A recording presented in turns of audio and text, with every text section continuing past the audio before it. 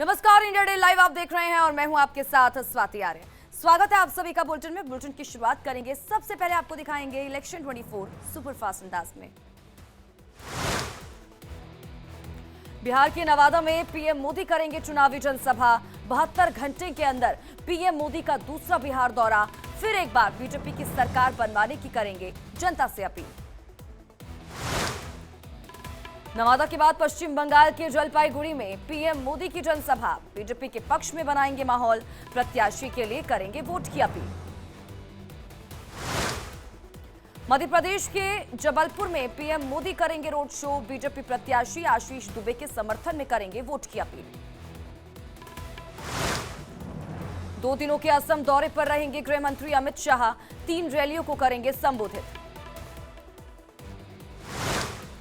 आज बीकानेर में रक्षा मंत्री राजनाथ सिंह जनसभा को करेंगे संबोधित। बीजेपी प्रत्याशी अर्जुन राम मेघवाल के समर्थन में मांगेंगे वोट। आज राजस्थान के दौरे पर रहेंगे यूपी के सीएम योगी आदित्यनाथ। भरतपुर में चुनावी सभा को करेंगे संबोधित। भरतपुर के बाद दौसा जाएंगे योगी आदित्यनाथ। जनसभा को संबोधित कर बीजेपी प्रत्याशी के लिए करेंगे वोट की अपील। दौसा के बाद दोपहर 2:30 बजे सीकर जाएंगे सीएम योगी आदित्यनाथ।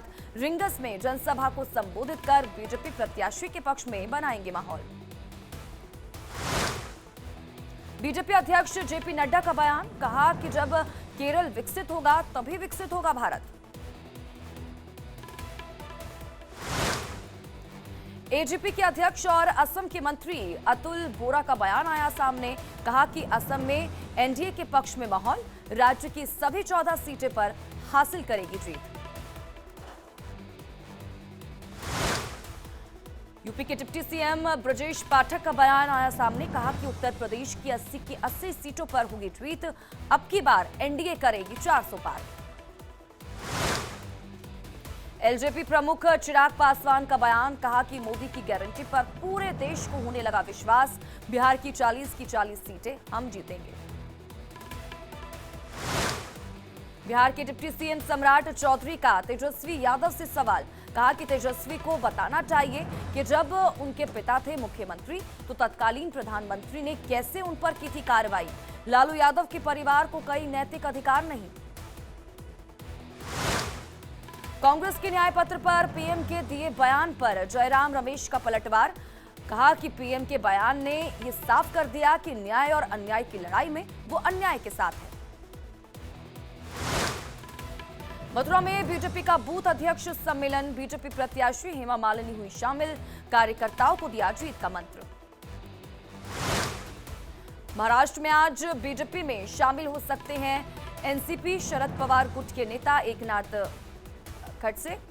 महाराष्ट्र के बड़े ओबीसी नेता हैं खड़से।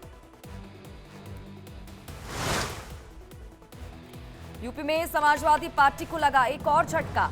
सपा के पूर्व राष्ट्रीय सचिव योगेंद्र सिंह तोमर बीजेपी में शामिल। केंद्रीय राज्य मंत्री बीएल वर्मा ने दिलाई पार्टी की सदस्यता। लोकसभा चुनाव से ठीक पहले कांग्रेस को एक और बड़ा झटका। पूर्व मंत्री दिनेश अग्रवाल ने पार्टी से दिया इस्तीफा। पश्चिम बंगाल के हुगली में बीजेपी प्रत्याशी लॉकेट चटर्जी की कार पर हमला। टीएमसी समर्थकों पर लगाया आरोप। धार्मिक समारोह में शामिल होने गई थी लॉकेट चटर्जी। गुजरात के जामनगर में केंद्रीय स्वास्थ्य मंत्री मनसुख मंडाविया ने खेला डांडिया।